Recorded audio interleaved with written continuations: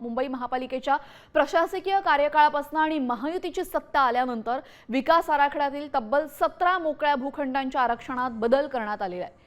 काँग्रेसचे गटनेते अशरफ आझमी यांनी पालिकेकडून मोकळ्या जागांबाबत मागितलेल्या माहितीतनं हा प्रकार उघडकीस आला। उद्यान, शाळा आणि मैदानासारख्या सार्वजनिक सुविधांची आरक्षणं वगळल्यानं मुंबईकरांच्या भविष्यातील मोकळ्या जागांवर प्रश्नचिन्ह निर्माण झालेली आहे। मनमानी निर्णयावर तीव्र संताप व्यक्त होतोय।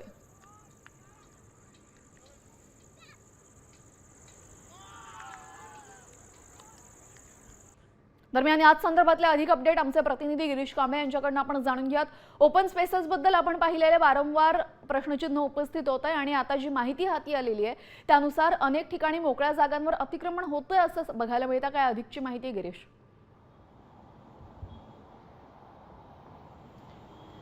मुंबईतील जवळपास 17 मोकळे भूखंड आहेत ते मागील 4 वर्षांपासून म्हणजे प्रशासकीय काळापासून हे जे आरक्षण आहे ते आरक्षण हटवून त्या ठिकाणी खाजगी इमारती, निवासी इमारती बांधण्यासाठी असतील किंवा त्यांचं आरक्षण बदलण्यात आलं आहे। म्हणजे मुंबईकरांना उद्यानं असतील, गार्डन्स असतील, जेव्हा मोकळी ग्राउंड्स असतील जिथं मुंबईकर जे मुलं आहेत ते क्रिकेट खेळत असतील किंवा इतर खेळ खेळत असतील ते सर्व मैदानांचं आरक्षण आहे ते बदलण्यात। नक्कीच धन्यवाद गिरीश दिलेल्या सविस्तर माहितीसाठी। तर आपण पाहतोय मुंबईमधील मोकळ्या जागा धोक्यात आलेल्या आहेत। पालिकेकडून मोकळ्या जागांची माहिती समोर आली।